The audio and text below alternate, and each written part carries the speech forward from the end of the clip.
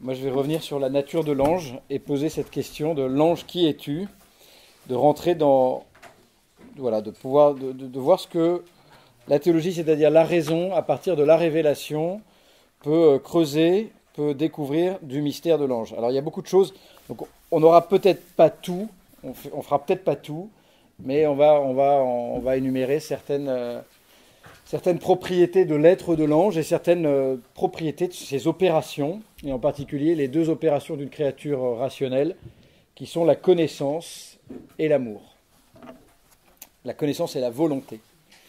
La connaissance et l'amour. L'ange est doué de connaissance et d'amour. Mais avant de voir que l'ange est doué de connaissance et d'amour, nous allons voir ce qu'est l'ange en lui-même. Nous sommes des personnes humaines, et donc nous allons découvrir ce qu'est l'ange. Alors, peut-être une petite parenthèse dès le début, vous dire que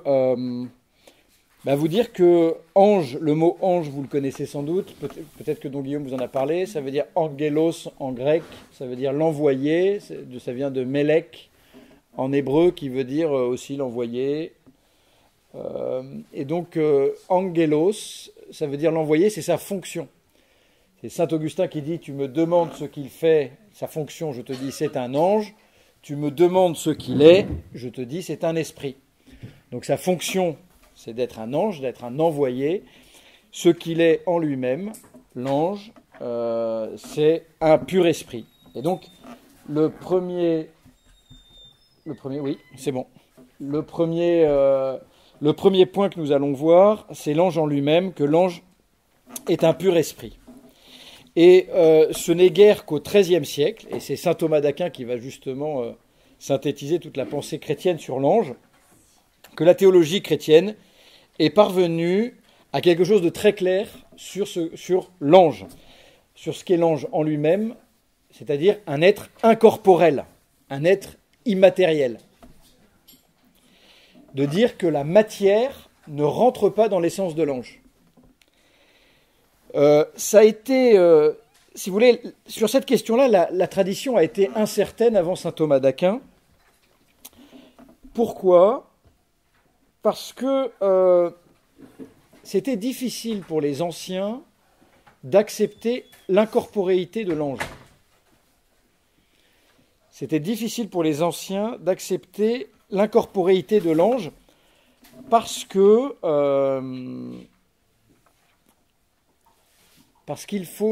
fallait marquer une différence radicale entre l'ange et Dieu. Il fallait marquer une différence radicale entre l'ange et Dieu. Alors on était d'accord que l'ange, dans la révélation, que l'ange ne se nourrit pas, qu'il n'y a pas de sexualité chez l'ange, qu'il n'y a pas de mort chez l'ange, tout ça on était d'accord. Dans la tradition, par exemple, Raphaël dit qu'il fait semblant d'avoir mangé parce qu'il n'a pas besoin de manger dans le livre de Tobie. On sent qu'ils ont une nourriture particulière, le pain des anges, une manne céleste. Et sur la sexualité, à part Genèse 6, où on parle des filles, des hommes qui se sont unis au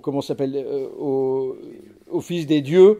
Bon, c'est une allusion sans doute à un autre mythe, mais évidemment, dans l'Église, globalement, à part ce passage-là, ça n'a jamais posé de problème, en fait. Et d'ailleurs, Jésus dit que quand on ressuscite d'entre les morts, on ne prend ni femme ni mari, il n'y a plus de sexualité, on est comme les anges. On n'est pas des anges. On est comme les anges. Encore une fois, je vous en reparle.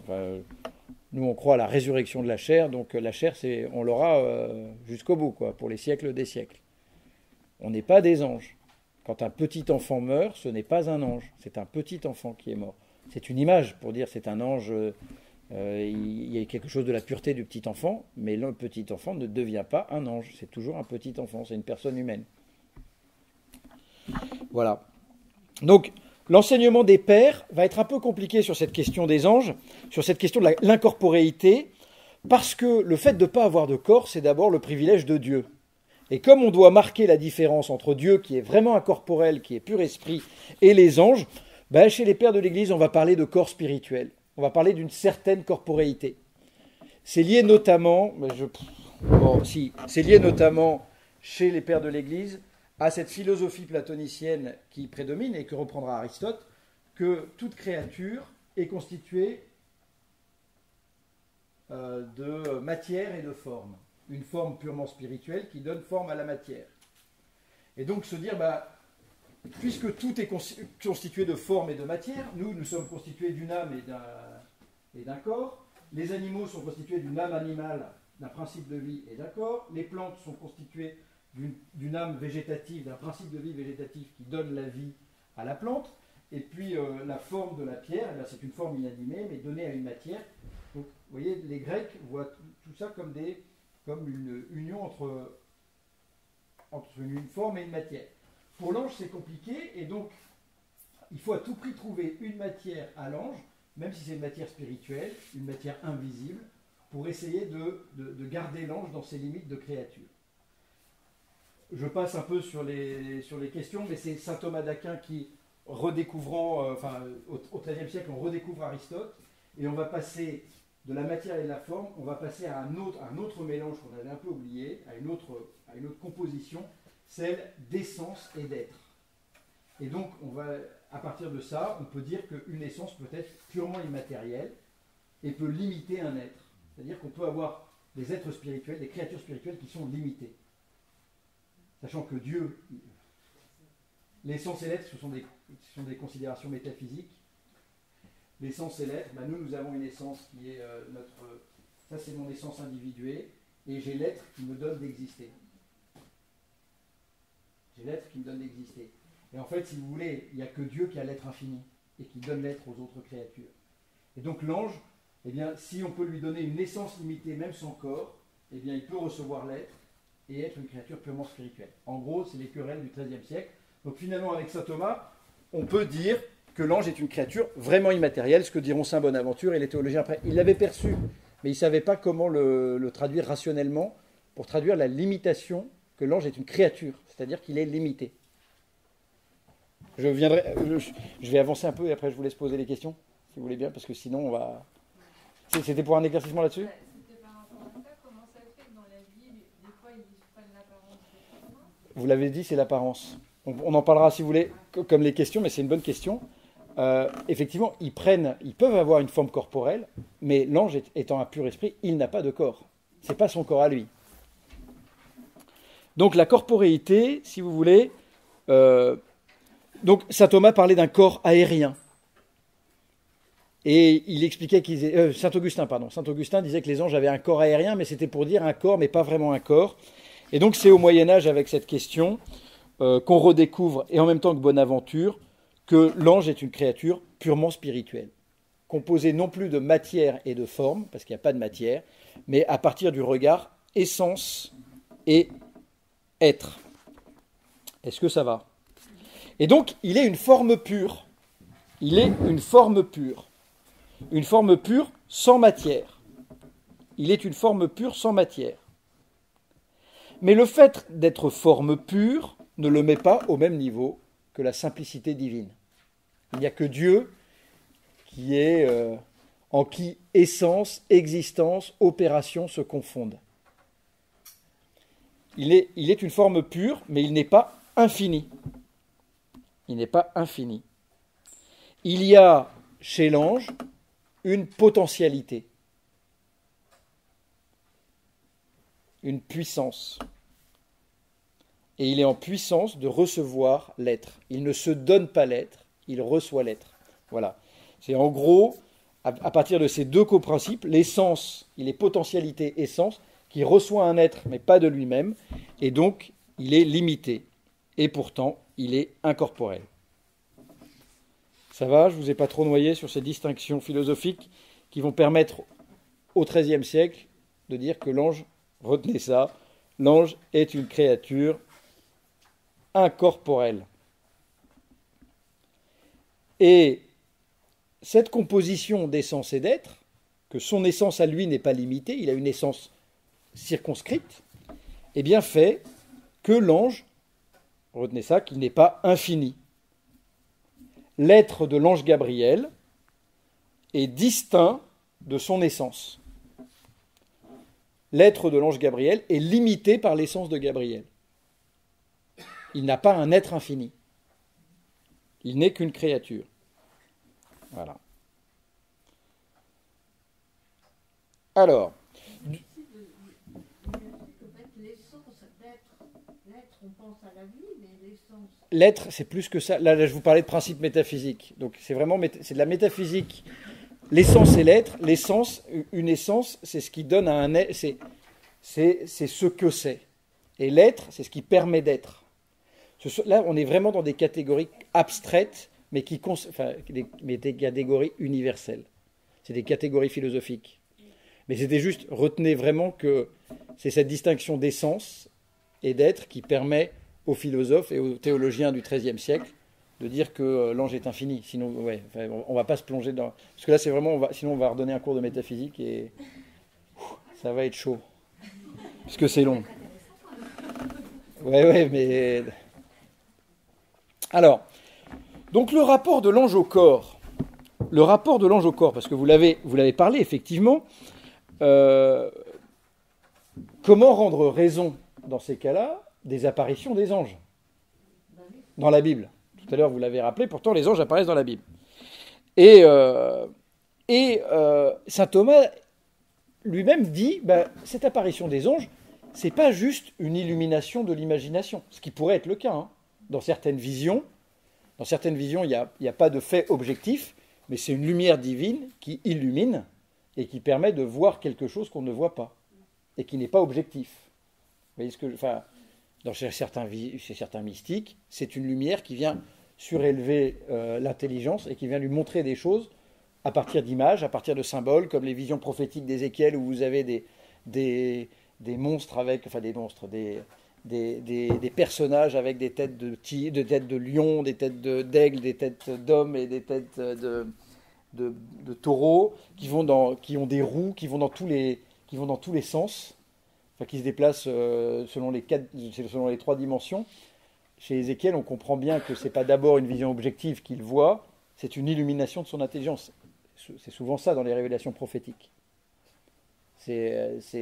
Mais saint Thomas d'Aquin dit, il n'y a pas que ça. Il doit y avoir aussi des apparitions objectives avec des corps, des anges qui apparaissent avec des corps. Donc, comme l'ange n'est pas un corps, il n'a pas non plus un corps comme nous. Il n'est pas uni à un corps. Nous sommes âme et corps, fondamentalement. Et l'âme sans le corps, c'est un état transitoire, et le corps sans l'âme, c'est un cadavre. Mais l'âme et le corps sont foncièrement faits pour être un. C'est pour ça que les chrétiens ne croient pas à la réincarnation, ne croient pas à la migration des âmes, parce que c'est le corps de mon âme et c'est l'âme de mon corps. C'est moi. Et c'est pour ça que nous croyons aussi à la résurrection de la chair. La résurrection de la chair, c'est le corps glorieux pour les siècles des siècles. Donc, n'empêche que pour saint Thomas, l'ange assume parfois un corps. Il assume un corps. Et alors la question aussi, alors je vous passe un peu la question, mais il va aller un peu plus loin, il va se dire, mais quel est le corps que l'ange se forme? Alors, il va donner quelques hypothèses sur la condensation de l'air, sur la façon de jouer, parce que l'ange ne peut pas créer, l'ange ne peut faire que agir sur le réel. Et donc, il va dire que l'ange joue avec la luminosité, joue avec le... Au début, ça me paraissait étonnant. Et en fait, quand j'ai lu l'apparition de l'ange de Fatima, sachant que c'est une apparition privée, ce n'est pas dans la Révélation, et quand les enfants décrivent l'ange du Portugal, c'est un ange qui est cristallin. Et en fait, je me suis dit, tiens, c'est marrant, cette apparition de l'ange de Fatima répond à une interrogation que je me posais chez saint Thomas sur la façon de jouer avec de se faire un corps. Mais ce n'est pas son corps. Le corps de l'ange, c'est comme s'il prenait un truc comme ça et qu'il jouait avec. Ou une marionnette. Ce n'est pas un corps comme nous avons un corps. D'accord ? C'est pas forcément. Alors, il joue, c'est une image. Et c'est une image, saint Thomas dira, ce n'est pas parce qu'il en a besoin, c'est pour les hommes. C'est nous qui en avons besoin. C'est toujours Dieu qui s'adapte à l'homme. Et donc, c'est l'ange qui s'adapterait à l'homme. Donc voilà, mais ce n'est pas une union intime de l'or de l'ordre de l'union, comme nous avons une union avec le corps. Ce n'est pas son corps. Voilà. Ce n'est pas un corps vivant. Donc voilà. Oui, mais lui, l'ange est vivant. Mais le corps est une marionnette qu'il se fait. Alors, l'autre question. Alors, on passe rapidement, mais l'autre, c'est le lieu de l'ange. Comment se situe l'ange? Parce que nous, notre corps, si vous voulez, le lieu du poisson, le lieu où se trouve un poisson dans un bocal, c'est la portion d'eau avec laquelle il est en contact immédiatement. Il est en contact avec l'eau qui est là, donc il est dans ce lieu. Elle le situe. Nous, c'est la contiguïté qui nous situe. Qui nous situe dans un lieu. L'ange est un pur esprit. Donc l'ange est un pur esprit. Il n'est pas, comme nous, dans un lieu. Sauf dans les films où vous avez des fantômes qui se déplacent, mais ça c'est pas un ange. D'accord, mais le fantôme c'est encore une créature corporelle. Enfin, qu'on représente, donc elle est toujours dans un lieu. Là c'est pour vous montrer qu'avec l'ange, avec le pur esprit, on passe dans une catégorie qu'on ne peut plus approcher avec nos images de lieu. Et donc, saint Thomas d'Aquin va dire que c'est comme pour Dieu. Dieu remplit pas un lieu. Il est présent au milieu de toute sa création, mais il n'est pas contenu dans un lieu. Eh bien, saint Thomas d'Aquin va dire que l'ange est présent là où il agit. C'est-à-dire qu'il n'est pas présent d'une présence locale, mesurée par le lieu. Il est présent là où il agit. Ce qui le rend présent, c'est son lieu d'action. Et vous voyez, c'est pas un être invisible. Parce que là aussi, quand on parle d'un être invisible, on voit une personne, on voit une figure, on voit un corps en fait. Mais donc, combien plus c'est compliqué de rentrer dans ce qu'est une créature purement spirituelle. La créature purement spirituelle, elle ne se balade pas au milieu là comme ça, elle est présente là où elle agit.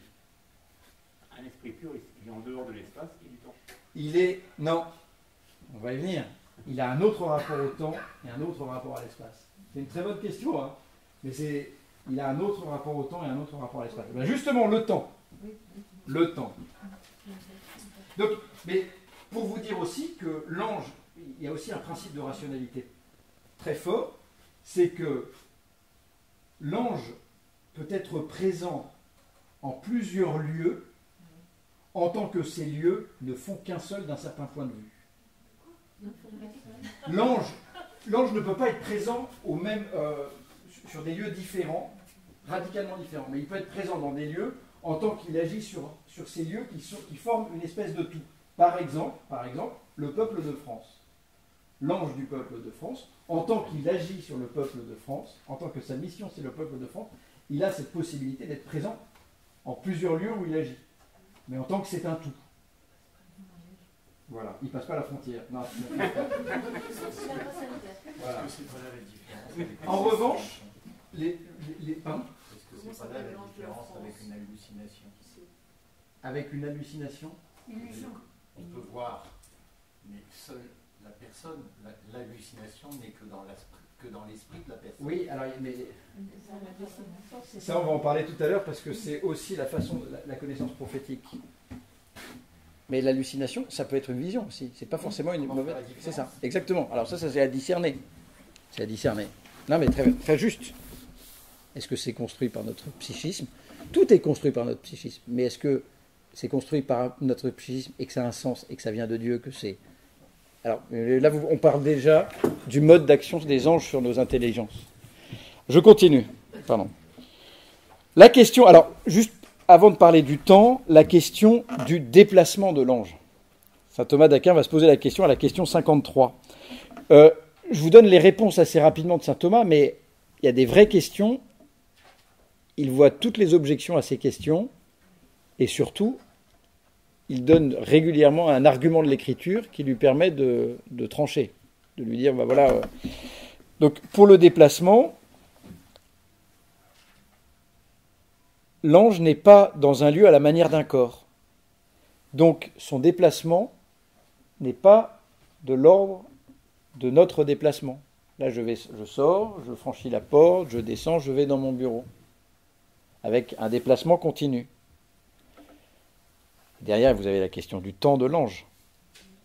L'ange a un déplacement qui est discret, c'est-à-dire il passe d'un lieu à un autre, avec des passages successifs en des lieux distincts, mais instantanés, puisqu'il n'est pas soumis à l'espace comme nous le sommes.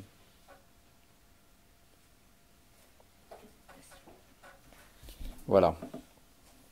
Et donc, c'est pour ça, et ça c'est une chose qui est pour moi très importante, l'ange a un temps. L'ange est dans le temps. Et il peut agir, mais c'est parce qu'il agit dans le temps, c'est parce qu'il ne peut pas, il n'est pas omnipotent, qu'il n'est pas éternel. Il n'est pas éternel, l'ange. Non.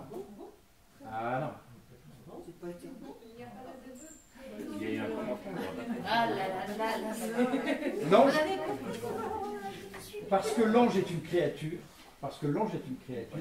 il n'est pas le seul qui soit éternel, c'est Dieu. C'est-à-dire que Dieu n'est pas dans le temps. Et donc, sous son regard, tous les temps, sous son regard, Dieu voit tout le temps.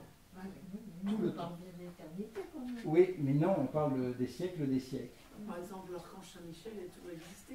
Non, il a eu un début. Gardien, Il a eu un début, c'est une créature. Il a eu un début, c'est une créature. Et même s'il n'avait pas eu de début, il est toujours dans le temps. L'éternité n'est une propriété que de Dieu. C'est-à-dire que toute créature, toute créature est liée au temps. Parce que le temps, dira saint Augustin, c'est la mesure du changement. Et que toute créature change. Toute créature est soumise au changement. Nous sommes soumis au changement. Les anges aussi changent. Ils changent de lieu, ils changent d'action, et ils changent, et on va le voir, de considération. À partir du moment où ils passent d'une idée à une autre, ils sont déjà dans le temps. Le seul qui est éternel, c'est Dieu qui embrase de son seul, qui est à la fois son essence, son être et son opération, et qui dans un seul regard voit tous les temps, parce qu'il est hors du temps et qu'il n'est pas soumis au temps. Le temps est la condition de créature.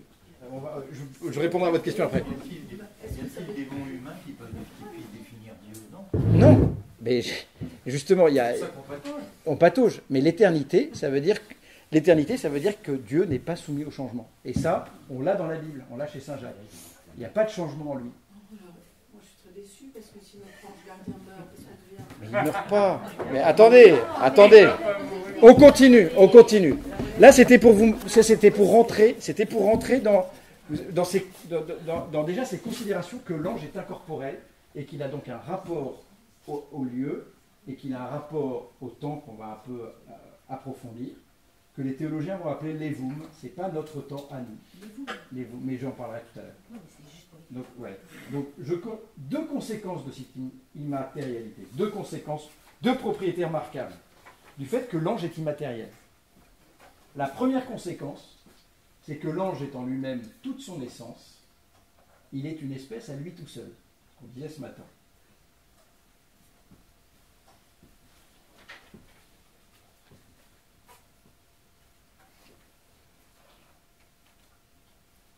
Vous voyez, dans le monde de la génération et de la corruption, dans le monde corporel, l'espèce se réalise dans une pluralité d'individus. Nous réalisons, nous sommes une partie de l'espèce humaine. Nous réalisons cette espèce humaine. Voilà. Et donc, pour les créatures angéliques, Gabriel et Raphaël, nous avons deux espèces différentes. C'est deux anges différents. Parce que l'espèce, chez les philosophes grecs, en particulier chez Aristote, vient de la matière. C'est la matière qui fait la distinction de l'espèce. Chez les anges, il n'y a pas de matière, et donc chaque ange devient une espèce à lui tout seul. Voilà. Et donc la différence entre Michel et Raphaël, c'est la même différence qu'il y a entre un chien et un chat. C'est une différence d'espèce. Pourtant, ils appartiennent aux archanges. Oui, mais ça c'est des fonctions. Mais c'est pour vous dire que ce monde angélique, il y a, chacun épuise sa propre espèce. Et donc ils sont différents. Et chacun épuise son degré de perfection, c'est-à-dire qu'ils sont parfaits dans leur ordre. Chacun parfait dans leur ordre. C'est en fait derrière, vous avez une dignité personnelle de chaque ange. C'est la dignité personnelle de chaque ange, de cette myriade et myriade et myriade d'anges. La deuxième conséquence, si il est incorporel, tout à l'heure vous avez dit mon ange gardien peut mourir. Mais non, la mort elle est liée au corps. Donc s'il est incorporel, s'il est immatériel, un esprit, il est du coup incorruptible. Et donc l'ange est immortel. Et ça c'est un donné.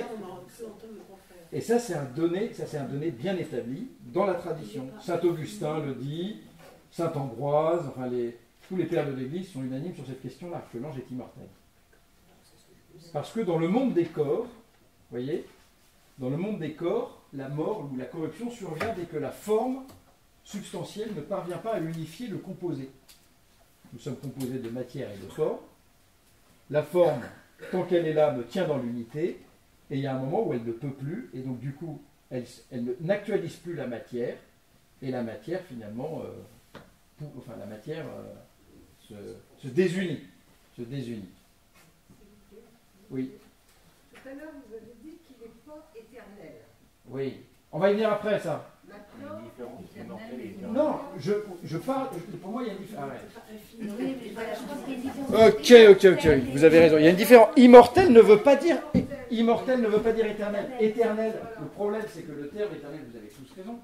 Le terme éternel est un terme qui est galvaudé, c'est-à-dire qu'on dit il est éternel parce qu'il ne meurt pas. Éternel, ça veut dire hors du temps. Hors du temps. Immortel. L'ange est immortel, mais il a un début. Il n'a pas de fin. Voilà. Alors que éternel, ça veut dire pas de fin, pas de début.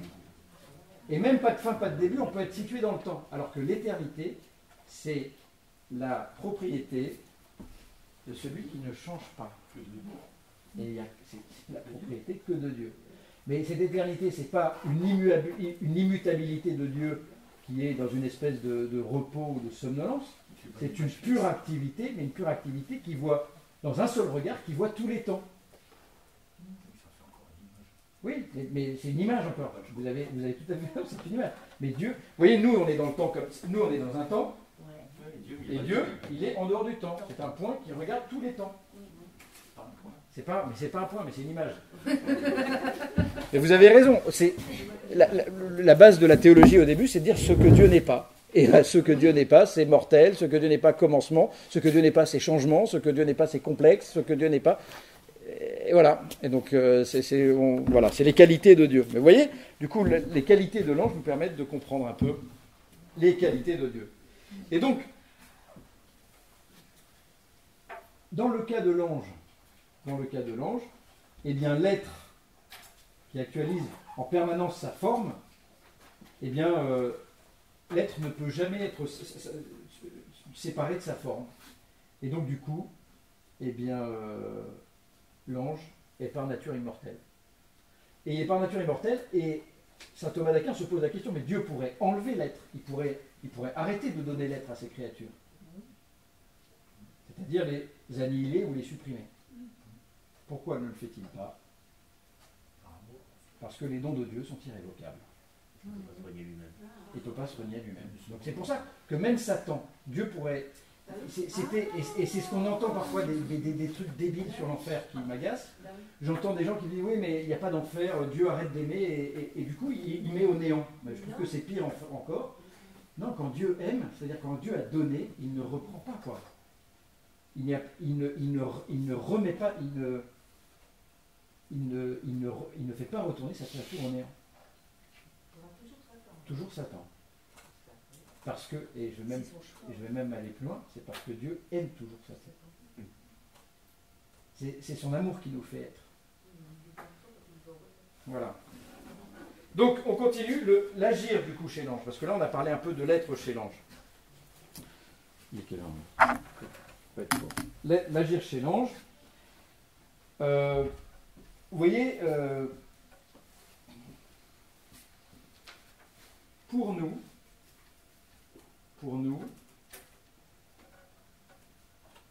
Une chose est d'être, une autre est d'agir.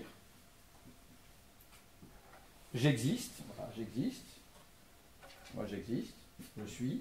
Dans le sommeil, quand je dors, je n'exerce aucune activité, sauf si je suis une femme. Je ne pense pas, je ne veux pas, et pourtant je suis toujours. C'est pas parce que je dors que je n'existe pas. Vous voyez, l'action est quelque chose d'autre chose et autre chose que l'être. Alors, il ne faut pas trop durcir ça parce que l'action aussi, l'action me perfectionne. Le fait de connaître, le fait d'aimer me rend plus homme, me rend plus femme quand je fais le bien. Ça participe de mon perfectionnement. Donc l'agir me perfectionne. Et voilà. Donc, cette distinction entre être et agir, elle tient à l'imperfection de la créature que je suis. Je vous l'ai dit tout à l'heure, en Dieu, être et agir, c'est la même chose. En Dieu, c'est un. Voilà. Ainsi, pour tout celui qui n'est pas l'acte pur, comme l'appellent les Grecs, celui qui est en pure activité, Dieu, c'est-à-dire pour toutes les créatures, et donc aussi pour l'ange, l'action est distincte de son être, de sa substance. Et donc l'ange, même s'il est toujours en train de penser, toujours en acte d'intellection, on l'avait dit ce matin, toujours en train de penser, il n'est pas, son identité, ce n'est pas son acte de pensée. Il ne s'identifie pas à son acte de pensée. Il est toujours en train de penser, mais il est autre chose que sa pensée. Parce que s'il était lui-même sa propre pensée, il serait Dieu.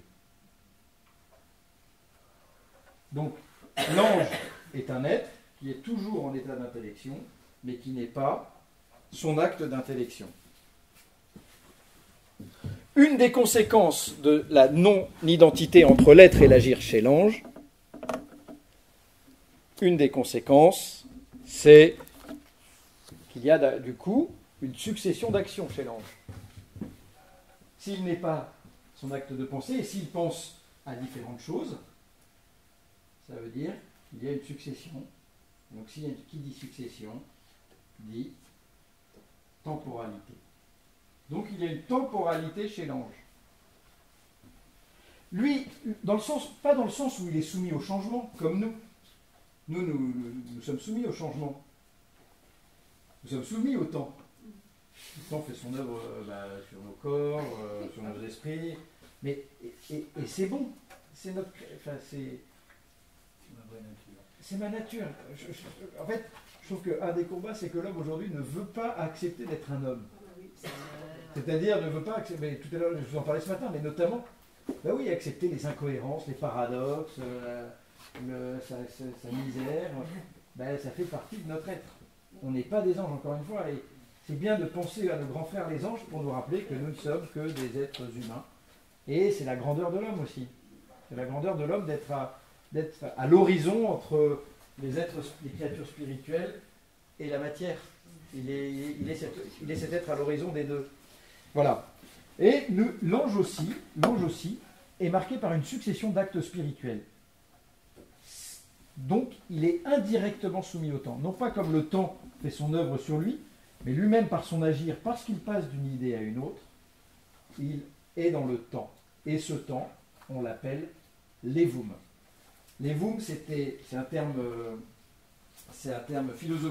théologique qu'ont trouvé les théologiens pour dire le temps des créatures purement spirituelles. Comment ça s'écrit ? A-E-V-U-M. V-U-M. A-E-V-U-M. Je suis désolé, j'ai pas de... C'est du latin. Oui, c'est du latin. Mais moi j'aime beaucoup l'évoum parce que ça nous parle aussi du temps du purgatoire. Alors là, on parle de l'évoum de l'ange. C'est-à-dire qu'il passe d'un temps à un autre. Mais ici, à Montlégion, nous croyons qu'après la mort, l'homme, le corps de l'homme devient un cadavre et qu'il est mis dans une tombe. Et moi je crois à la survie de l'âme après la mort, à son jugement individuel, avant la résurrection de la chair. Donc je crois qu'aujourd'hui, les âmes des saints sont dans un temps, mais dans un temps des créatures des âmes spirituelles. Je crois que les âmes en purgatoire, elles sont dans un temps, parce que c'est un temps de purification, mais elles sont dans un temps aussi. L'enfer aussi est un temps. Et alors la seule difficulté, c'est que le temps des anges n'est évidemment pas le temps des hommes. Et alors la Bible, il n'y a pas de temps, si vous voulez, il y a... Mais je pense que pour les théologiens, mais ça, je ne vais pas vous noyer là-dessus, mais pour les questions qui se posaient à l'époque de saint Thomas et après, c'est chacun aurait un temps, son temps propre. Les anges les plus parfaits ont un temps qui se rapproche de l'éternité, et puis les petits anges, parce qu'il y a une grande distinction des anges, eh bien les anges les plus petits auraient des... Enfin, les plus petits. Ça veut dire que c'est le temps qui nous sépare de Dieu. Non, parce que Dieu a voulu habiter ce temps et nous rejoindre dans ce temps. Non, c'est pas une séparation, le temps. Et même, bon, j'ai une petite parenthèse, mais quand on parle, vous voyez, la prière, quand le prêtre dit par Jésus-Christ, ton Fils, notre Seigneur et notre Dieu, qui vit et règne avec toi, on ne dit pas pour l'éternité. En fait, dès que l'homme s'introduit dans le temps de Dieu, on parle pour les siècles des siècles. Parce que, effectivement, il y a une communion entre l'homme, l'ange et Dieu, qui est éternel, et on restera dans le temps. Même après le jugement dernier, l'homme restera dans le temps. Et c'est bien, parce que, pourquoi je vous dis ça, c'est bien? Parce que, c'est une petite parenthèse, mais c'est important pour moi, à mon religion, de le redire. Si nous rentrions dans l'éternité, finalement, nous serions complètement absorbés. Nous disparaîtrions. C'est le nirvana des hindous. Entrer dans l'éternité, c'est disparaître. Alors qu'en fait, le fait d'être encore dans un temps, c'est d'être en communion avec... Dieu sera tout en tous, mais nous serons encore pleinement personnes humaines, avec une communion possible avec les autres. Qui dit communion possible avec les autres? Moi, je l'ai découvert en tout cas quand j'ai étudié le langage de l'ange. Moi, je crois et j'espère que nous pourrons parler de manière particulière avec ceux que nous avons aimés. Et quand saint Paul dit nous serons semblables à lui, ça veut dire quoi? Nous serons semblables à lui parce que nous verrons tel qu'il est, nous serons divinisés. Mais divinisés, en même temps, ça ne nous empêchera pas de rester des créatures. Parce que si nous étions divinisés dans l'éternité, nous disparaîtrions. Donc ça maintient une profonde, et c'est le cœur de la foi chrétienne, cette altérité profonde entre Dieu et l'homme. Ça maintient la relation. Et exactement, ça maintient tout à fait la relation avec Dieu, la relation avec les autres. Voilà.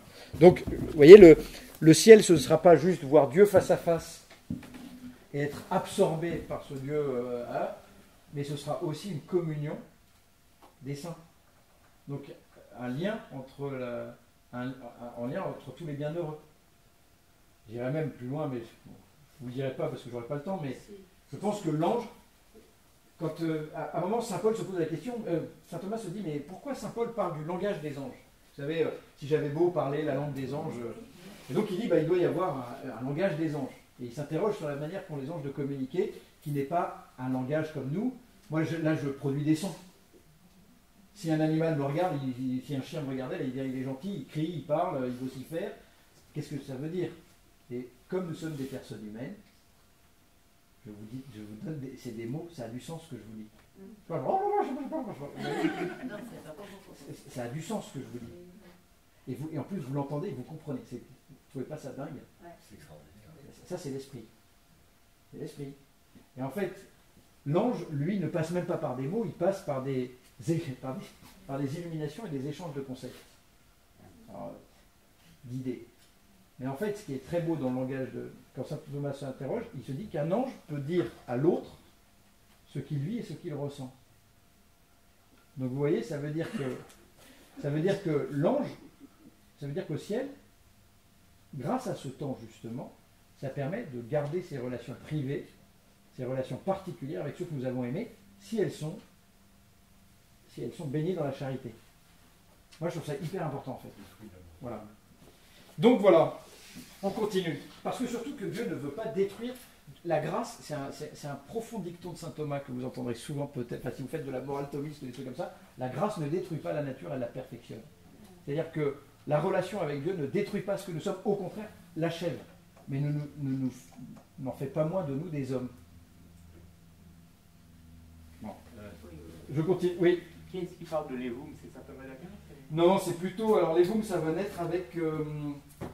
ça va naître un peu avant, mais... ça va naître un peu avant saint Thomas. Mais saint Thomas va le récupérer. c'est un outil, hein. C'est comme une clé à molette en théologie, c'est dire on va parler d'un temps qui s'appelle l'Evum. Est-ce qu'il peut arriver que les anges s'adressent aux autres Alors on va y venir. Mais ça, vous verrez ça avec Don Guillaume. Non, mais me provoquez pas, je ne peux pas faire dans tous les cas. Vous voyez, ce temps des anges n'est pas le temps cosmologique. Hein. Ce n'est pas le temps de l'univers. Encore une fois, c'est comme le temps du purgatoire. Avant, on parlait de jour, c'était une image, évidemment. Mais ce n'est pas le temps du purgatoire, le temps du ciel n'est pas notre temps à nous. C'est plutôt un temps psychologique. Alors, saint Thomas poursuit son enquête pour dire, voilà, donc d'un côté il a un temps, et d'un autre côté, eh bien, c'est de dire que si l'intellect de l'ange est réellement distinct de son être, et s'il est toujours en acte d'intellection, l'ange, même s'il pense toujours, ses actes d'intellection varient en fonction de leur objet. Ça veut dire qu'il s'intéresse à un objet, puis à un autre. Puis à un autre. Pardon ? Enfin, il est... Alors... En fait, peut-être deux choses. C'est que il est toujours en acte d'intellection, toujours en train de penser. Toujours en train de penser. Et l'autre chose, parce que nous, il y a des moments où on dort, on ne pense pas. Moi, quand je regarde un match de foot et que je bois une bière, je suis au niveau zéro de la réflexion. Le cerveau fonctionne. Oui, mais là, on est dans le cerveau, pas dans la pensée. Je vais peut-être vous imiter un homme qui regarde la télé. Je pense que le cerveau fonctionne, il perçoit les images, il n'est pas dans un grand travail d'élaboration. Sauf quand il y a un but. Sauf quand il y a un but. Mais,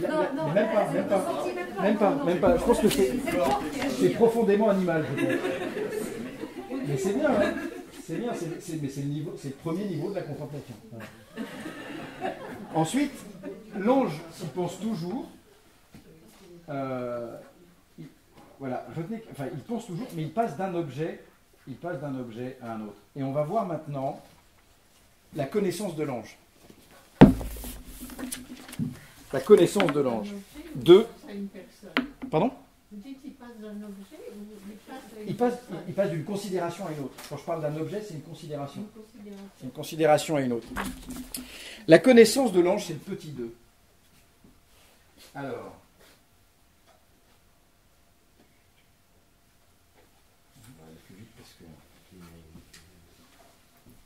Ah là là là. D'abord peut-être la connaissance c'est une perfection qui est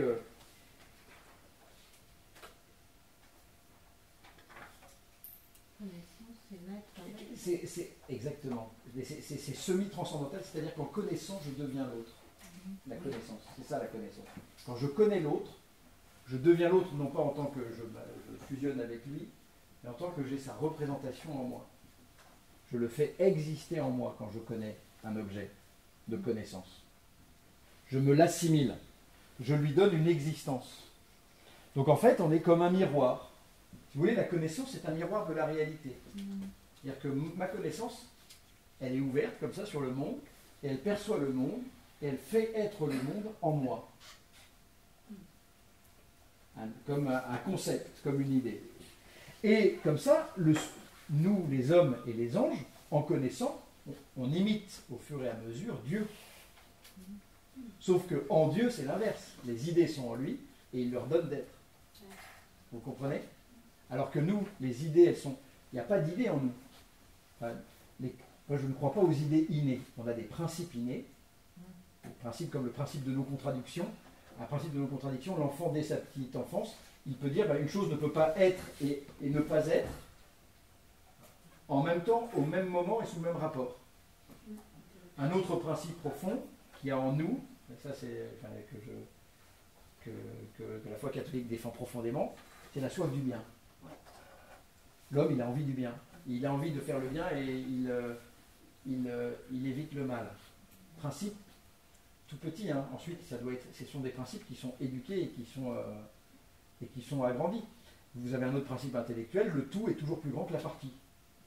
Un enfant, il construit un puzzle, il voit que sur le puzzle, il y a une pièce, et que la pièce, elle est toujours, il conçoit très vite, de manière intuitive. C'est primitif. C'est primitif. Mais voilà, ça c'est vraiment les grands principes fondamentaux que toute l'humanité partage. Mais il y a pas, si vous voulez, moi je ne crois pas aux idées innées dans le sens où les idées, elles nous viennent de l'extérieur. Par l'expérience, par la sagesse, par le... Et donc, nous, eh bien, nous faisons être les choses en nous. Quand je vous parle de chiens, j'ai rencontré des chiens, j'ai vu des chiens, j'ai l'idée de chien. J'ai entendu parler des rhinocéros, j'en ai jamais vu. J'ai l'idée de rhinocéros. On fait être ces idées. Sachant qu'en Dieu, toutes ces idées divines, il les a en lui de toute éternité, et c'est lui qui leur donne d'être ou de ne pas être. Donc, ce mouvement, si vous voulez, en connaissant, nous tendons à imiter Dieu. Mais encore plus grand dans l'ordre surnaturel.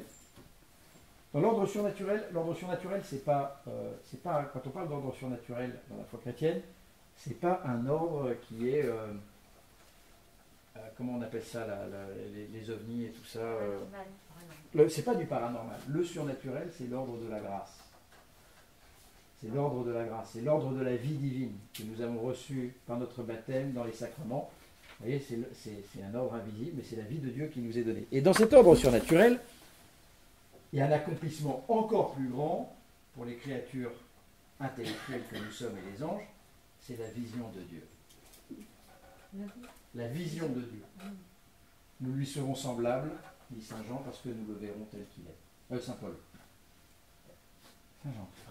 Saint Paul et Saint Jean, il va dire, je connaîtrai comme je suis connu. Bon, enfin, en tout cas, dans la première épître de Jean et chez Saint Paul, vous avez ces fondements que l'homme il est fait pour voir Dieu. Et donc c'est pour ça que chez les anges, en tout cas chez les bons anges, il y a une double connaissance. Il y a leur connaissance naturelle, connaissance de créatures purement spirituelles, et la connaissance de gloire, que nous espérons aussi pour nous, et pour ceux que nous aimons, c'est la vision de Dieu. Et voir toutes les choses en Dieu. Donc ça, je ne vais pas vous en parler de cette vision surnaturelle, parce que là, ça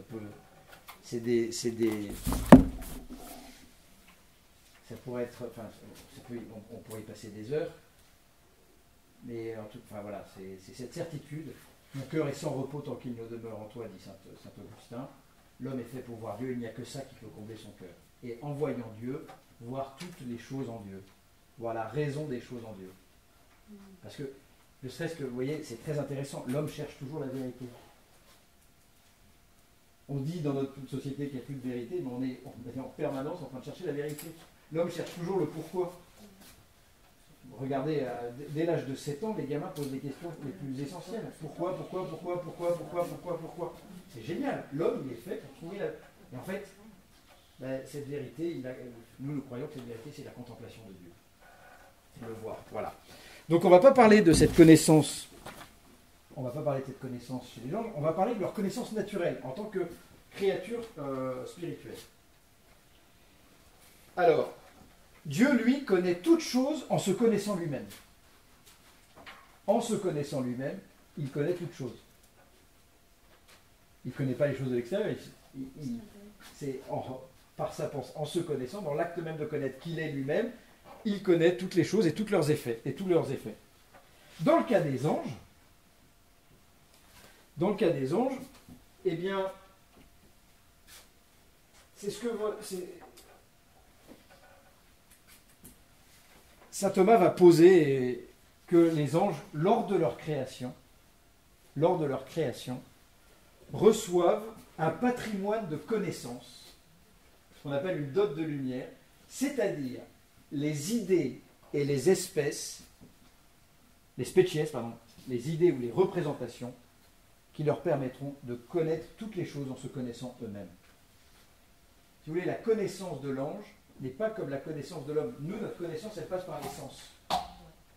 Eux, ils n'ont pas de sens. Donc, les pères de l'Église, et ensuite saint Thomas va le systématiser, mais vont partir du principe que entre l'homme et Dieu, qui connaît toujours en se connaissant lui-même, eh bien l'ange reçoit à sa création toutes les idées innées. Et en se connaissant lui-même, il connaît ses idées, étant une créature purement spirituelle. Je pourrais vous faire la démonstration, mais c'est un peu long. En tout cas, par exemple, l'ange a en lui l'idée de Platane. Et en connaissant cette idée de Platane en lui, il connaît tous les platanes. Parce qu'encore une fois, la connaissance de l'ange n'est pas comme notre connaissance. Notre connaissance, elle passe par les sens, à partir de notre expérience, du sens commun, de notre imagination, nous extrayons des concepts. Nous avons une pensée qui est une pensée discursive, démonstrative. Il faut du travail pour élaborer des concepts. L'ange, lui, ces concepts sont déposés en lui dès sa création. Ça, vous avez cette idée très forte chez Denis l'Aréopagite. Donc l'ange a une connaissance universelle des réalités. Oui, mais une connaissance, il a plus ou moins d'idées. Plus l'ange est parfait dans l'ordre de l'être, moins il aura d'idées. Plus il sera moins imparfait dans l'ordre de... Parce que, si vous voulez, on parle de myriades et myriades, on parle de cœur d'ange dans la Bible, on parle de... Il a fallu rendre compte aussi que les anges, l'ange, ce n'est pas une structure égalitaire. Au contraire, il y a des grands anges, des petits anges. Et chacun a sa place. Et ils peuvent changer de place ou Non, pas? alors, Non, mais si je veux dire ça c'est une si je me lance dans cette question-là, on va. Il y a des hommes qui peuvent avoir cette promotion. Oui, c'est pour ça. Par exemple, la Vierge Marie, elle est reine des anges. Mais ça, je ne vais pas en parler maintenant, parce que sinon, on va. Mais c'est pour vous dire que cette inégalité n'est pas. Enfin, nous, on est dans un monde marqué par l'égalitarisme. Oui. Mais en fait, cette diversité, elle est bonne.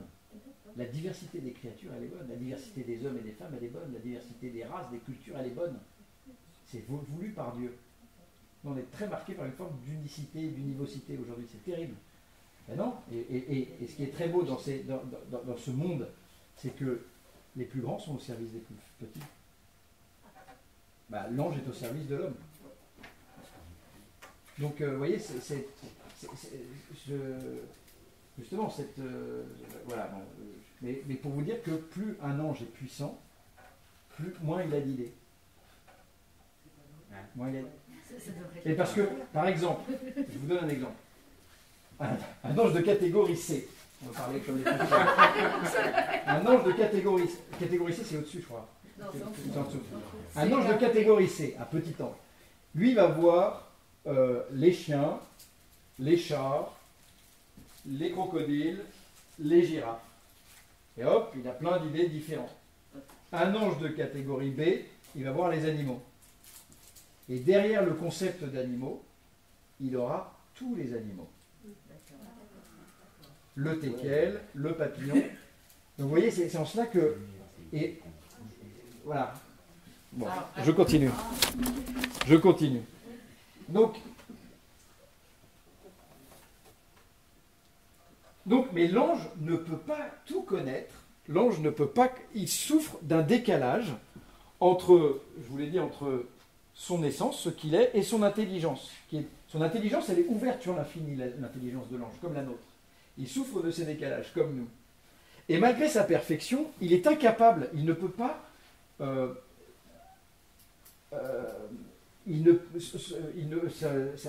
qu'il est incapable d'actualiser pleinement son intellect angélique. Donc ça veut dire qu'il ne peut pas tout connaître en se connaissant lui-même. Et il va falloir... Enfin, en se connaissant lui-même, il va savoir que c'est un être, un vivant, un ange, mais cette connaissance va rester très générale. Et pour accéder à d'autres idées... Non, pardon, excusez-moi, là je vous ai parlé des idées innées. Voilà. On reste sur, pardon, excusez-moi, on reste sur ces idées innées. Je ne vais pas partir là-dedans parce que sinon je... En fait, donc, l'intelligence de l'ange, dès le départ, dès sa création, elle est saturée. Elle est saturée d'idées. Il possède toutes les idées pour penser ce qu'ils peuvent connaître naturellement. Naturellement. Voilà. Donc il ne peut pas apprendre. Il ne Si. pourra jamais apprendre. Il peut mieux apprendre, il va apprendre dans l'ordre surnaturel. C'est-à-dire que les grands anges illuminent les petits anges. En fait, il y a des cascades d'illumination. Mais il y a des cascades d'illumination au sujet du mystère de Dieu. Et c'est exactement ça que les anges vont apporter aux hommes. C'est l'illumination de l'intelligence. On ne va pas en parler maintenant, mais c'est la première action de l'ange, c'est d'illuminer, c'est-à-dire de rehausser notre intelligence. Il ne peut pas agir directement sur notre intellect, il peut agir sur nos sens, il peut agir sur notre imagination, il peut agir que sur le corps, mais en stimulant le corps d'une certaine manière, il peut nous faire découvrir des choses et illuminer notre intelligence, et nous faire saisir des concepts, des idées. Tiens, vous faire penser à ça, réactiver votre mémoire sur quelque chose de tiens, il faudrait que j'aide une telle personne. Alors, l'ange est au service de l'illumination. Et entre eux, effectivement, l'ange le plus parfait illumine. Et ça, oui. mais souvent, alors, c'est surtout, mais souvent quand on a une mission, qu'on a quelque chose, c'est l'Esprit Saint qui est venu et qui parle Oui, à mais la place. Ce serait peut-être l'ange. Non, parce que, alors, pour distinguer l'Esprit Saint et l'ange, l'Esprit Saint est Dieu. L'Esprit Saint connaît le secret de mon cœur. L'Esprit Saint, il souffle au plus profond de moi. L'ange, c'est une action extérieure. D'ailleurs, dans tout l'Ancien Testament, quand on parle de la loi donnée par les anges, c'est la loi de Moïse. La loi de l'Esprit Saint, elle est plus parfaite que elle n'est pas extérieure. Elle nous est donnée par l'Esprit Saint directement. Et effectivement, vous avez raison, il y a une vraie question entre le service de l'ange, mais l'ange, il est toujours au service de l'Esprit. Et l'ange, son action... Je suis désolée. Non, l'action de l'ange ne peut pas créer. Il ne peut pas créer d'être. L'ange ne peut que bouger la matière. L'ange ne peut pas donner la grâce. C'est Dieu qui donne directement la grâce au fond du cœur. L'ange ne peut pas connaître le secret des cœurs. Le secret des cœurs, celui qui sonde les reins et les cœurs, c'est Dieu. Le secret des cœurs, c'est-à-dire la pensée la plus profonde, mon intimité, il n'y a que Dieu qui y a accès. L'ange ne peut pas la connaître. L'ange pourra la connaître de manière extérieure. Par exemple, je voulais faire un devoir là-dessus, mais c'est trop long. Satan comme détecteur de mensonges. En se déplaçant comme ça, il va voir votre température, il voit vos réactions à la glace qu'on vient de vous présenter, et tiens, tac, là je sens qu'il y a une dépendance. Donc, mais tout ça, ce ne sera qu'extérieur. Vous voyez ce que je veux dire? L'ange n'a pas accès au secret du cœur de l'homme, et au secret du cœur des autres anges. C'est ce que signifie quand on dit Dieu nous connaît mieux que nous. Oui, qu'il est le seul à sonder les cœurs et les reins et les cœurs. C'est ça que ça veut dire. Le sanctuaire de mon âme, c'est Dieu. En revanche, l'ange bon comme l'ange mauvais ne peuvent travailler que comme suggestion. C'est pour ça que vous verrez sans doute demain les tentations sataniques et tout ça. Satan, ce qu'il veut, sa plus grande victoire, c'est le consentement de l'homme. Ce n'est pas les questions de personnes qui rampent sur les murs ou qui parlent araméen et qui crachent des clous. Ça peut exister, il y a des exorcismes pour ça. Mais la première chose que fait Satan, c'est le péché, c'est-à-dire le consentement libre et froid de l'homme qui dit « je veux ». Vous voyez ce que je veux dire? Et il ne le fait que par suggestion. Alors, je continue. Donc l'ange, je vous ai parlé de toutes les idées innées. L'ange connaît les autres anges. Il connaît les autres anges. Il les connaît parce que Dieu a déposé en lui l'idée de tous les autres anges. Et l'ange, par sa connaissance naturelle, pas surnaturelle, uniquement par sa connaissance naturelle, connaît Dieu. Il connaît Dieu dans le sens où il sait qu'il se reçoit d'un autre.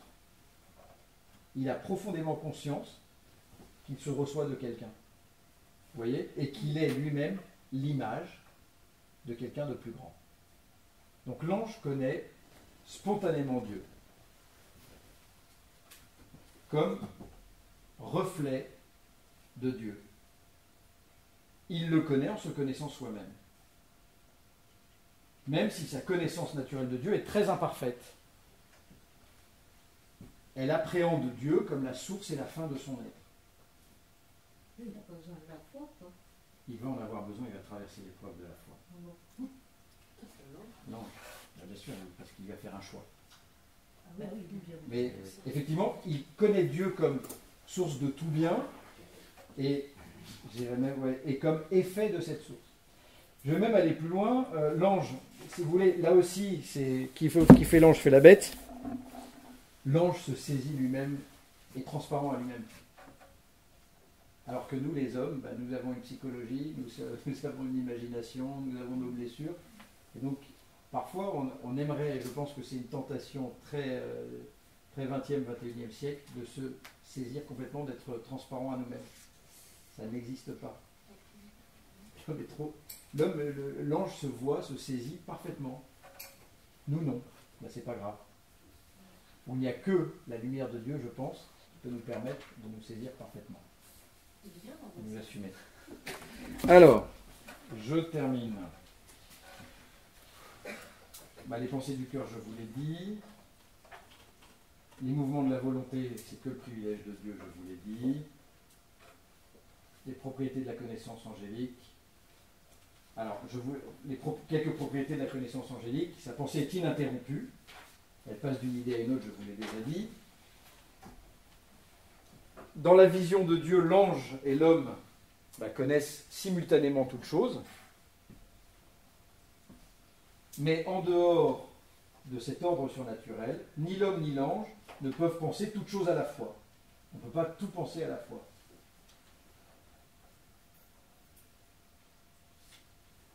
Et donc, vous comprenez que la pensée de l'ange, contrairement à la pensée humaine qui est discursive, la pensée de l'ange, elle est intuitive.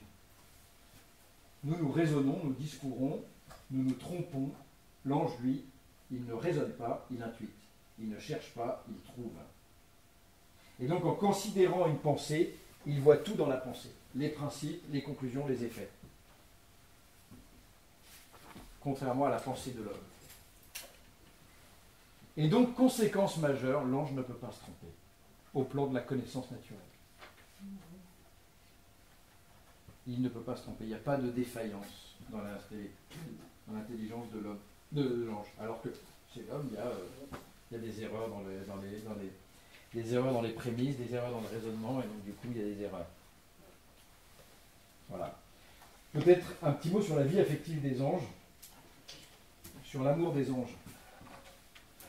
Comme il est une créature, je termine par là, comme il est une créature spirituelle, l'ange est non seulement une créature qui est douée de l'opération intellectuelle, de l'intellection, mais il est doué aussi, il est une créature qui a une puissance affective. La puissance affective, cette puissance en nous qui veut adhérer au bien. Toutes les créatures ont en elles un dynamisme intrinsèque. Pardon ? En gros, toutes les créatures sont programmées pour tendre instinctivement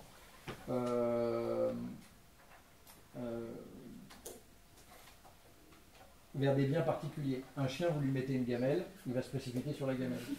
Un chat, vous lui mettez du thon, il va se précipiter sur le thon. Donc dans toutes les créatures, il y a une espèce de désir du bien, un appétit naturel qui fait que la créature tend vers un bien. Chez les animaux, oui. Excusez-moi, vous avez dit une puissance affective. Merci. Cette puissance affective qui fait que dans la création, eh bien, les animaux comme les hommes, comme les anges, tendent vers un bien. Sauf que les animaux tendent vers un bien particulier. L'homme, ça qui est problématique chez l'homme, c'est qu'il est ouvert au bien universel. Et donc il doit faire des choix sur le bien. Mais ce que je veux vous montrer, c'est que l'homme, spontanément, c'est une tendance, il a une tendance, la volonté, il a un dynamisme en lui qui tend vers le bien. Et qui tend même vers le bien avec un grand B. C'est Dieu qui l'a mis en lui. C'est-à-dire qu'il y a un dynamisme en l'homme, l'homme cherche le bien. Même quand il fait le mal, il cherche le bien. L'homme, il est fait pour le bonheur. Il a une inclination au bien. Eh bien, l'ange aussi. L'ange, il a une inclination. Et c'est une inclination qui n'est pas déterminée par un bien particulier, mais qui est ouverte au bien universel. Et donc, comme il a une volonté, eh bien, il a aussi un libre arbitre. Une possibilité de choisir ou pas de hiérarchiser les biens. de hiérarchiser les biens. Voilà. Je vais peut-être juste vous dire que donc du coup, chez l'ange, il y a un choix qui existe. Peut-être juste garder ça. Le choix existe, puisqu'il est une créature douée de volonté et d'intelligence. Il peut faire des choix, sauf que son choix est instantané. Son choix est instantané. Son choix est instantané, ça veut dire que quand il fait un choix, et en plus quand il fait un choix, il se donne totalement à son choix. Nous faisons des choix, nous pouvons revenir en arrière, nous pouvons dire que nous nous sommes trompés. Un ange, il est une créature spirituelle, quand il fait un choix définitif. Et sa volonté se cristallise sur son choix. Mais, il y a la pression, mais c'est pas parce que c'est pas de la faute des choses, c'est par sa nature. Il est très éclairé, quoi. Et en même temps, il ne peut pas se tromper. Voilà. Il y a une intelligence qui ne peut pas. C'est pour ça d'ailleurs que le péché de Satan est un péché terrible et froid. Parce qu'il n'y a pas d'erreur dans son péché. Il y a plein de choses qui expliquent nos fragilités, il y a nos limites, il y a notre histoire, il y a nos faiblesses, il n'y a pas d'excuse. En fait, créature spirituelle, quand elle fait un choix, elle fait pleinement son choix et elle se jette dans son choix. Mais ça, vous verrez le choix de Satan demain. Et donc, le choix de l'ange, c'est un choix. Il se cristallise. C'est comme saint Thomas donne l'exemple de ce forgeron qui sculpte, qui prépare une épée. Forge une épée, tant qu'elle est chauffée, il peut encore changer la forme de l'épée. Une fois qu'elle est trempée dans l'eau, elle se cristallise. C'est exactement la même chose sur la volonté des damnés. Oui. C'est pas que Dieu cesse de donner sa grâce aux âmes damnées, c'est que les âmes damnées se sont cristallisées, se sont jetées sur leur choix et le choisissent de manière définitive. Comme les âmes qui sont sauvées, même à la dernière minute, se jettent vers Dieu et ce choix. Elle se cristallise sur ce choix ultime. Sachant qu'on ne sait pas où est le mauvais l'arbre. Vous dire aussi qu'il n'y a pas de passion chez l'ange. On parle de passion, d'irascible, de colère. Tout ça, c'est des images dans la Bible. Il n'y a pas de colère chez l'ange. Il n'y a pas de passion au sens de passions humaines. En revanche, il y a des joies. Il y a une vraie joie spirituelle. C'est Jésus qui nous en parle quand il nous dit qu'il y a cette joie au ciel pour un seul pécheur qui se convertit plus que pour 99 justes. Donc, il y a des passions, mais des passions au sens où elles sont spiritualisées. Et la tristesse? Non. La tristesse, c'est une passion. Ils sont favorisés par rapport à nous, quand même. Pardon? Ils sont quand même assez favorisés par rapport à nous. Non, chacun son histoire. Ils font un choix, après c'est fini. Si c'est un bon choix, ils... Ouais, mais s'ils font un mauvais choix, toute leur vie. Alors, moi, je terminerai juste en vous disant que leur amour naturel, d'abord, ils s'aiment. Ils s'aiment tels qu'ils sont. Ils s'aiment. Il y a un amour naturel, bien sûr. Mais nous aussi, on s'aime. Quand on veut, même quand on veut des bêtises ou quand on veut un faux bonheur, on s'aime. Mais bon, c'est un amour qui est blessé. Mais l'ange s'aime lui-même. En s'aimant lui-même aussi, il aime ses congénères. D'un amour naturel. Ensuite, il peut faire le choix de ne plus les aimer. Et il aime Dieu. Et il aime Dieu plus que lui-même, d'un amour naturel. C'est d'ailleurs la cause de la souffrance de Satan. Une des causes. C'est que Satan aime Dieu d'un amour naturel. C'est-à-dire, il tend vers Dieu. Il est fait pour Dieu parce qu'en Satan, comme en chacun de nous, il y a une ouverture à l'infini. Et il n'y a que l'infini qui peut combler l'infini de notre volonté, de notre désir. Il n'y a qu'un être infini qui peut combler notre désir infini, le désir infini des anges. Donc Satan, il ne peut pas cesser d'aimer Dieu, de le désirer, et pourtant il le refuse dans un choix dans un choix affirmé. Et donc vous voyez, cette souffrance-là fait que Satan est déchiré en fait. Mais c'est pour vous dire qu'il cherche Dieu malgré lui. Parce que toute créature tend à Dieu. Voilà. Enfin, lui, comme vous disiez tout à l'heure, il n'a qu'une seule fois un choix. Alors, Oui. c'est terrible quand même. Oui, mais c'est pas. Parce que là, vous voyez, encore une fois, vous mettez le choix de Satan de même manière que le choix humain. Voilà. La créature spirituelle, elle a son choix. Nous aussi, nous avons une autre modalité de choix, une autre histoire. Et c'est pas terrible dans le sens où c'est pas terrible dans le sens où il y aurait une inégalité, où c'est chacun dans son ordre en fait. Et voilà. Alors, Bon, et ben voilà, ben j'ai terminé par là, mais voilà, c'est. Oui, Est-ce qu'il y a une question, pardon?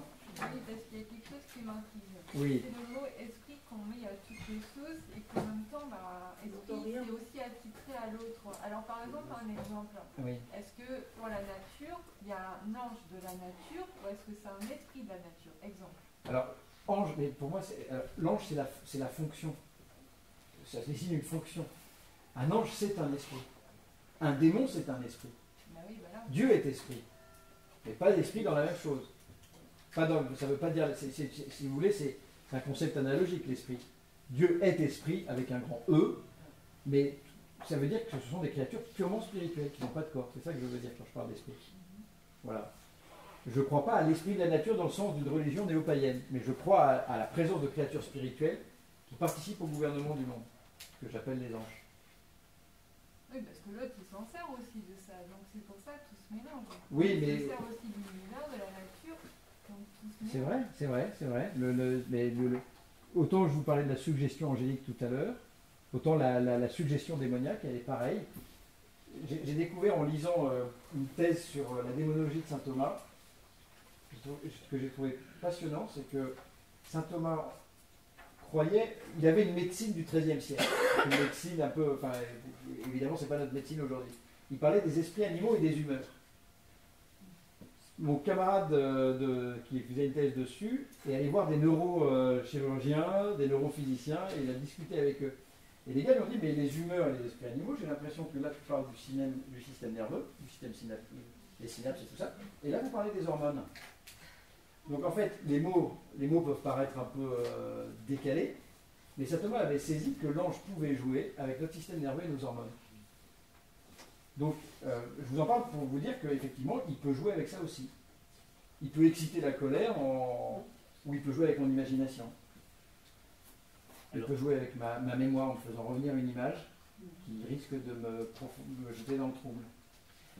Moi, on m'avait dit que Satan ne décolérait pas. Oui, mais c'est une image encore, parce que si vous voulez, c'est une image. Là, quand on parle de colère, on parle de passions humaines. Et la passion humaine, c'est une passion d'une créature corporelle. La colère spirituelle, je pense que ça peut exister, mais c'est, encore une fois, quand on parle de la colère de Dieu, c'est la colère d'un père, c'est une image, pour parler de la colère d'un père dont l'enfant est blessé par son addiction, par son péché. Donc forcément, Dieu se met en colère. Mais ce n'est pas la colère de celui qui va mettre des tartes à tout le monde. Et... La colère de Satan, c'est une haine permanente. Mais je pense que cette haine spirituelle, elle est beaucoup plus violente que la colère-passion. On ne peut pas l'imaginer. C'est froid, c'est profondément froid le refus de Dieu. Oui. Si les anges connaissent la joie, lorsque un pécheur est sauvé, ils peuvent connaître, je pense, la tristesse, mais lorsque l'homme dont ils s'occupent, oui, mais c'est pas une tristesse au sens de passion. Et l'ange, il est toujours dans la joie parce qu'il est dans la contemplation de Dieu. Et vous touchez une vraie question, c'est la question de la joie des sauvés alors que des gens se damnent. Saint Thomas se posait la question. Eh bien, c'est un peu compliqué pour nos psychologies du XXIe siècle. Et lui disait, les sauvés seront heureux de voir d'abord que le jugement est moins violent que ce qu'il aurait pu être, plus miséricordieux. Et puis surtout de voir que à la fin c'est la justice divine qui a le dernier mot sur le désordre. Qu'il n'y a pas de désordre fondamental, qu'il y a même un ordre dans ce qui est le désordre profond qu'est le péché. Mais ça c'est très bien à entendre, mais existentiellement je ne sais pas. C'est vrai, c'est une vraie question. Et l'ange, on parle d'une joie, d'un surcroît de joie pour l'ange gardien dont le pupille est sauvé. Et on le voit d'ailleurs dans les tableaux de Fra Angelico, vous avez un gros dominicain qui est accueilli par un gros ange qui lui ressemble. On comprend qu'ils se connaissent depuis longtemps, et le gros ange lui fait un câlin qui est très, très, très émouvant. Très, très émouvant. Mais il y a une pièce de Marcel Aimé, si un jour vous voulez. Alors Marcel Aimé ne croit pas aux anges, il est mordant, c'est super drôle. Mais c'est les anges gardiens qui se croisent et qui disent « Ah bon, on m'a refilé un boulet. » C'est assez rigolo. Oui. J'avais une question qui porte sur le lien entre liberté et choix. Parce que ce matin, vous nous avez rapporté quand vous faisiez la distinction entre l'homme et l'ange, que l'homme était libre, et notamment parce qu'il pouvait accepter ou refuser l'amour de Dieu. Mais l'ange aussi. Et l'ange aussi. L'ange aussi est libre. Ouais. Il peut accepter ou refuser l'amour de Dieu. Bah oui, c'est pour ça que j'avais noté comme une différence entre l'ange et l'homme, donc je me suis trompée sur mes notes de ce matin. Non, mais la différence, c'est que... je suis désolé, hein, peut-être que je parle un peu vite, et du coup, je vais jouer comme ça, désolé. La différence, c'est le caractère instantané. Oui, c'est ça. C'est le caractère instantané du choix de l'ange, qui est une créature spirituelle. L'ange est libre aussi. Et la différence aussi, c'est que l'ange ne peut pas se tromper. L'ange est libre aussi, exactement. Et vous verrez que dans le péché de l'ange, on va poser, les théologiens vont se poser, les pères de l'Église vont se poser plein de questions. Quel est le péché de l'ange? Comment peut-il ne pas se tromper et refuser l'amour de Dieu? Ben c'est justement, c'est ce qui rend d'autant plus le péché chimiquement pur chez l'ange. Chez Satan, c'est un péché chimiquement pur. Il n'y a pas d'erreur. Nous, il y a des erreurs. Et donc, c'est intéressant pour les moralistes, mais c'est intéressant aussi de voir ce qui va être son péché, mais ça, vous verrez ça demain. Sinon, je ne vais pas spoiler tout de suite. C'est bon? Sur l'âme et l'esprit, comment ça s'articule? Ah, c'est distinction chez Saint Paul. Je sais qu'il y a un livre de François Chêne qui s'appelle De l'âme que j'ai lu. Oui, c'est assez intéressant. Hein. Ouais. Je pense que l'esprit, on a distingué. Tout ça, c'est des distinctions aussi qui sont des distinctions philosophiques, des distinctions conceptuelles. L'âme, c'est un principe de vie. L'esprit, c'est le principe de vie d'une créature rationnelle. Donc ouverte, avec une intelligence et une volonté ouverte sur l'universel. Un animal, un chien, ça a une âme, mais ça a une âme animale. C'est-à-dire qu'il a une mémoire, il a une imagination. Mais un chien va venir vous renifler, vous et vous. Il va se dire, tiens, j'ai reniflé madame et madame. Mais un homme, il ne viendra pas vous renifler. Je vous rencontre, je dis, tiens, j'ai rencontré des personnes humaines. Et là, vous voyez, je vous parle de personnes humaines. On n'imagine pas toutes les personnes qu'on peut mettre sous personnes humaines. On est capable d'échanger des concepts sur des choses qui ont dépassé la matière. Et ça, c'est la qualité de l'esprit. En tout cas, dans la vision chrétienne de... Mais lui, il a un peu tendance à dire que l'esprit et l'âme se complètent à un côté. Mais pour moi, même, c'est la même chose. Parce que, ensuite, vous aurez Saint Bonaventure qui va vous dire l'homme est un empilement de différentes âmes. L'âme animale, l'âme végétale, l'âme humaine. Et en fait, pour saint Thomas d'Aquin, à cette époque-là, une seule âme qui est une âme rationnelle, qui est un esprit humain.